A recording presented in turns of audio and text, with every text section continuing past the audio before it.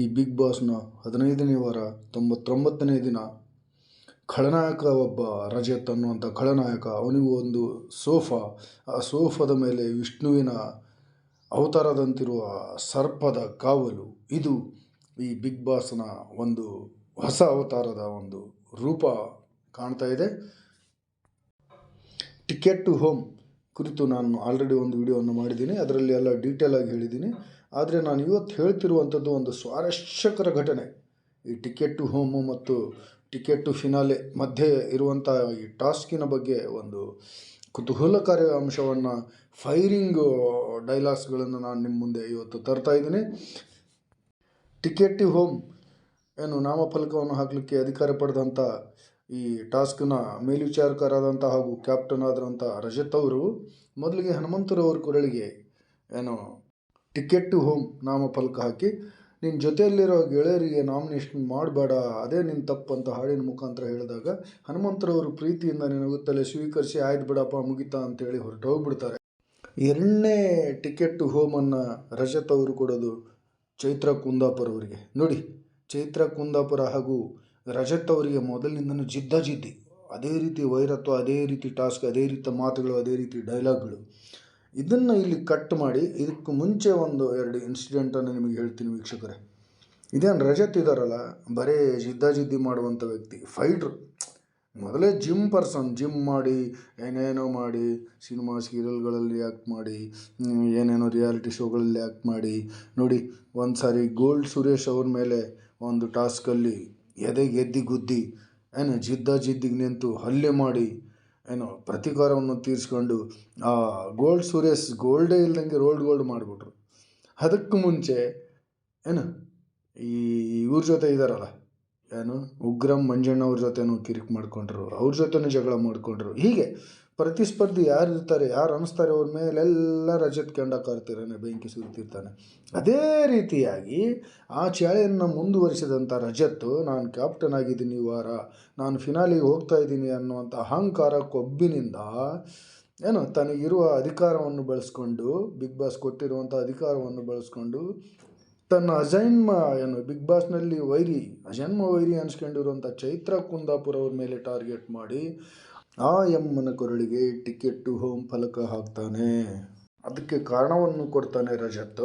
ನೀನು ಟಾಸ್ಕ್ ಏನು ಆಡ್ತೀಯಾ 20%, ಆದರೆ ಎಂಟರ್ಟೈನ್ಮೆಂಟ್ನಲ್ಲಿ 0 ಇದೆಯಾ. ಮಾತಾಡೋಕ್ಕೆ ಬಿಟ್ಟರೆ ವಾರಗಟ್ಟಲೆ ಮಾತಾಡ್ತೀಯಾ, ಆ ಮಾತಿನಲ್ಲಿ ಅರ್ಥ ಇರಲ್ಲ, ತೂಕ ಇರಲ್ಲ. ಬೇರೆಯವರು ನಿನ್ನ ಬಗ್ಗೆ ಏನಾದರೂ ಮಾತಾಡೋಕ್ಕೆ ಬಂದರೆ, ನಿನ್ನ ಅಪೋಸಿಟ್ನವ್ರು ನಿನಗೇನಾದರೂ ಹೇಳೋಕ್ಕೆ ಬಂದರೆ ನೀನು ಅದನ್ನು ಹೇಳೋಕ್ಕೆ ಬಿಡಲ್ಲ. ಎಲ್ಲಿ ನಿನ್ನ ನಾಟಕ, ನಿನ್ನ ಹುಳುಕು ಹೊರಬರ್ತೋ ಅಂತ ಭಯದಲ್ಲಿ ನೀನು ಅದನ್ನು ಕೌಂಟ್ರ್ ಮಾಡ್ತೀಯಾ ಅನ್ನುವಂಥ ಮಾತು ಹೇಳ್ತಾರೆ. ನೀನು ಮಾತೆತ್ತಿದ್ರೆ ಫೈರ್ ಬ್ರ್ಯಾಂಡ್ ಅಂತೀಯ. ಏನು ವಾರದ ಕೊನೆಯಲ್ಲಿ ನೀನೇ ತಲೆ ಮೇಲೆ ಫೈರ್ ಹಾಕ್ಕೊಂಡು ಹೋಗ್ತಾ ಇರ್ತೀಯ. ಇದು ನೀನು ಪ್ರತಿ ವಾರದ ಚಾಳಿ ಇದೇ ಆಯಿತು. ನೀನು ಮುಟ್ಟಾಳತನ ಇದು. ನಿನ್ನ ಚಾಣಕ್ಷತನ ಅಂತ ನೀನು ಅಂದ್ಕೊಂಡಿದ್ದೀಯ, ಆದರೆ ಅದು ನಿನ್ನ ಮುಟ್ಟಾಳತನ. ನೀನೇನು ಪ್ರತಿ ವಾರ ನಾನು ಗೆಲ್ತೀನಿ, ಜನ ನನ್ನ ಗೆಲ್ಲಿಸ್ತಾರೆ ಅನ್ನುವಂಥ ನೀನು ಅಹಂಕಾರದಲ್ಲಿದೆಯಾ. ನೀನು ಈ ಬಿಗ್ ಬಾಸ್ನಲ್ಲಿ ಕೆಲಸಕ್ಕೆ ಬರಲ್ಲ. ನೀನು ಬರೀ ಮಾತಿನಲ್ಲಿ ಬಿಗ್ ಬಾಸ್ ಗೆಲ್ಲಕ್ಕಾಗಲ್ಲ. ನಾನು ನಿಮ್ಮೆಲ್ಲರ ಹಾಗೆ ಎಂಟರ್ಟೈನ್ಮೆಂಟ್ ಪ್ರಪಂಚದಿಂದ ಬಂದವಳಲ್ಲ. ನಾನಾಡೋ ಎಲ್ಲ ಮಾತುಗಳು ಅರ್ಥಪೂರ್ಣವಾಗಿ ಇರುತ್ತೆ, ಆದರೆ ನಿನಗೆ ಅರ್ಥ ಮಾಡಿಕೊಳ್ಳುವಂಥ ತಲೆ ನಿನ್ನಲ್ಲಿ ಇಲ್ಲ. ನನ್ನ ಮಾತುಗಳನ್ನು ಅರ್ಥ ಮಾಡಿಕೊಳ್ಳುವಷ್ಟು ಬುದ್ಧಿಮಟ್ಟನೂ ನಿನಗಿಲ್ಲ. ನಿನಗೆ ಅತಿ ಕಡಿಮೆ ಬುದ್ಧಿಮಟ್ಟ ಇದೆ ಅಂತ ಹೇಳಿದಾಗ ರಜತ್ ಅವರು ಮತ್ತೆ ಕೌಂಟ್ರ್ ಕೊಡ್ತಾರೆ, ಢಿಸ್ಗು ಅಂತೇಳಿ. ಅಯ್ಯೋ, ಮಾತಲ್ಲೇ ಕೋಟೆ ಕಟ್ತೀಯ, ಅದು ಪ್ಲಾಸ್ಟಿಕ್ ಮೂಟೆ ಇದ್ದಂಗೆ ಅಮ್ಮ. ಅರಮನೆ ಕಟ್ತೀಯ, ಅದ್ರ ಪಕ್ಕದಲ್ಲಿ ಒಂದು ಕಡ್ಡಿ ಇಟ್ಟರೆ ಬಿಸಿಲಿಗೆ ಸುಟ್ಟೋಗುತ್ತೆ ಅರಮನೆ ಅಂತ ಮಾತಾಡ್ತೀಯ ನೀನು. ಮಾತು ಕಡಿಮೆ ಮಾಡು, ಜಾಸ್ತಿ ಆಟ ಆಡು, ಅದು ನಿನ್ನ ಕೈಲೇ ಜಾಸ್ತಿ ಆಡೋಕ್ಕಾಗಲ್ಲ ಅಂಥೇಳಿ ಹೇಳ್ತಾನೆ. ಅದಕ್ಕೆ ನೀನು ಸುಮ್ಮನೆ ಮನೆಗೆ ಹೋಗ್ಬಿಡಮ್ಮ, ನೀನು ಇಲ್ಲಿ ಬಿಗ್ ಬಾಸ್ನಲ್ಲಿ ಯೂಸ್ ಇಲ್ಲ ಅನ್ನುವಂಥ ಮಾತನ್ನು ಹೇಳ್ತಾನೆ. ನೋಡಿ, ಮೊದಲಿನಿಂದನೂ ಇದೇ ಮಾತನ್ನು ಚೈತ್ರ ಕುಂದಾಪುರ ಅವರಿಗೆ ಹೇಳ್ತಾನೇ ಇರ್ತಾನೆ ರಜತ್. ಮೊದಲಿನಿಂದನೂ ಸ್ಟಾರ್ಟಿಂಗ್ ಅವ್ರೇನು ಬಂದ್ರಲ್ಲ 50ನೇ ದಿನ, ಅಲ್ಲಿಂದನೂ ಈ ಕೌಂಟ್ರ್ ನಡೀತಾನೇ ಇದೆ. ಕೌಂಟ್ರ್ ಟು ಕೌಂಟ್ರ್ ಬರೇ ಇವರಿಬ್ಬರು ಎನ್ಕೌಂಟ್ರ್ ಸ್ಪೆಷಲಿಸ್ಟ್ ಆಗಿಬಿಟ್ಟಿದ್ದಾರೆ ಈ ಬಿಗ್ ಬಾಸ್ನಲ್ಲಿ. ಇವ್ರದ್ದೇ ಸಖತ್ತು ಮಾತಿನ ಚಕಮಕಿ ನಡೀತಾ ಇದೆ. ಮುಂದುವರೆದು ಹೇಳಬೇಕಂದ್ರೆ, ನೀನು ರಜತ್, ನೀನು 50 ದಿನ ಆದಮೇಲೆ ಬಿಗ್ ಬಾಸ್ಗೆ ಎಂಟ್ರಿ ಆಗಿದೆಯಾ ಎನ್ನುವಂಥ ಒಂದು ಸ್ಟ್ರಾಂಗ್ ಕೌಂಟ್ರನ್ನು ಈ ಚೈತ್ರ ಕುಂದಾಪುರ ಏನು ರಜತ್ ಮೇಲೆ ಹೇಳ್ತಾಳೆ, ನೀನು 50 ದಿನ ಕಳೆದ ಮೇಲೆ ಬಂದಿದೆಯಾ, ಮೊದಲನೇ ದಿನದಿಂದ ನೀನು ಬಂದಿದ್ರೆ 5 ದಿನಕ್ಕೆ ನೀನು ಈ ನರಕದಿಂದ ಲಗೇಜ್ ಕಟ್ಕೊಂಡು ಓಡೋಗ್ಬಿಡ್ತಾ ಇದ್ದೆ. ನಮ್ಮಗೆ ನೀನು ಬಂದಿದ್ರೆ ಗೊತ್ತಾಗ್ತಿತ್ತು, ಏನೋ ನೀನು ಅದೃಷ್ಟ ಮಾಡಿದೀಯಾ ಆಡ್ಕೊ ಅನ್ನೋಂಥ ಮಾತು ಹೇಳ್ತಾಳೆ.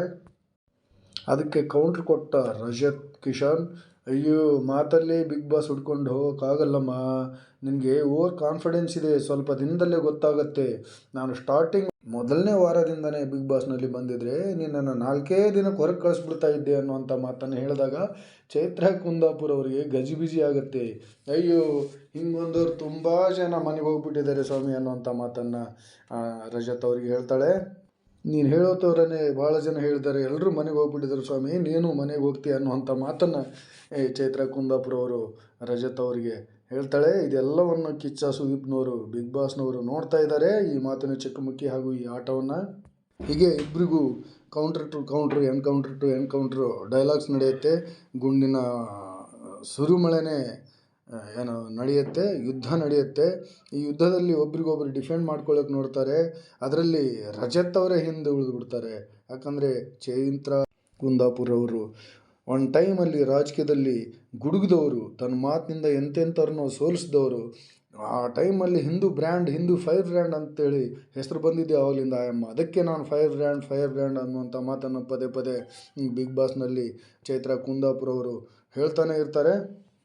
ಚೈತ್ರ ಕುಂದಾಪುರ ಅವರು ಕೂಲ್ ಅಂತ ರಜತ್ ಅವರಿಗೆ ಕೂಲ್ ಮಾಡಲು ಪ್ರಯತ್ನಿಸಿದ್ರು. ರಜತ್ ಒದರ್ತಾನೆ ಇದ್ದರು. ತನ್ನ ಸಂಕಟ ತನಗೆ ಆಗ್ಬಿಟ್ಟಿತ್ತು ಈ ಚೈತ್ರ ಕುಂದಾಪುರ ಅವರ ಎನ್ಕೌಂಟ್ರ್ ಡೈಲಾಗ್ಗಳಿಂದ. ತಾನು ಕಾಪಾಡ್ಕೊಳ್ಳೋಕೆ ಏನೇನೋ ಹೇಳ್ತಾ ಇದ್ರು, ಕುಳ್ಳಿ ಅಂತ. ಈ ಅಮ್ಮ ಕೂಲ್ ಅಂತೇಳೇ ಅವರಿಗೆ ಕೂಲ್ ಮಾಡೋಕ್ಕೆ ಪ್ರಯತ್ನ ಮಾಡ್ತಾಯಿದ್ಲು. ಕೋಪ ಬರ್ತಿದೆಯಾ, ಸಮಾಧಾನವಾಗು, ಕೂಲಾಗು, ಅಷ್ಟ್ಯಾಕೆ ಕೋಪ ಮಾಡ್ತೀಯಾ, ನೀನು ಖಳನಾಯಕ ತಾನೇ, ಅದಕ್ಕೆ ನಿನ್ಗೆ ಕೋಪ ಬರ್ತಾ ಇದೆ. ನಿನಗೆ ಖಳನಾಯಕನಿಗಿರುವ ಕ್ವಾಲಿಟಿನೇ ಇದೆ ಹೊರತು ನಾಯಕನಿಗಿರುವ ಯಾವ ಕ್ವಾಲಿಟಿನೂ ಇಲ್ಲ, ಅದಕ್ಕೆ ನಿನಗೆ ಖಳನಾಯಕನ ಪಟ್ಟದಲ್ಲಿ ಕೂಡಿಸಿದ್ದಾರೆ ಬಿಗ್ ಬಾಸ್ ಅವರು ಅನ್ನುವಂಥ ಒಂದು ಮಾತನ್ನು ಹೇಳ್ತಾಳೆ. ನಿನ್ನ ಕ್ಯಾರೆಕ್ಟರ್ ತಕ್ಕಂಗೆ ನೀನು ಖಳನಾಯಕನಾಗಿದೆಯಾ ಅನ್ನುವಂಥ ಮಾತನ್ನು ಅಮ್ಮ ರಜತ್ ಅವರಿಗೆ ಛೇಡಿಸ್ತಿರ್ತಾಳೆ. ಹೀಗೆ ಇವರ ಏನು ಕೌಂಟ್ರ್ಗಳು ಹಿಂಗೆ ನಡೀತಾ ಇರುತ್ತೆ, ಎನ್ಕೌಂಟ್ರ್ಗಳು ನಾವು ನೋಡ್ತಾನೆ ಇರೋಣ ಅಂತ ಹೇಳ್ತಾ, ದಯವಿಟ್ಟು ವೀಕ್ಷಕರೇ ನನ್ನ ಈ ಮಾಹಿತಿ ನಿಮಗೆ ಇಷ್ಟ ಆದರೆ ನನ್ನ ಈ ವಿಡಿಯೋವನ್ನು ಲೈಕ್ ಮಾಡಿ, ಶೇರ್ ಮಾಡಿ ಹಾಗೂ ನನ್ನ ಈ ಚಾನಲನ್ನು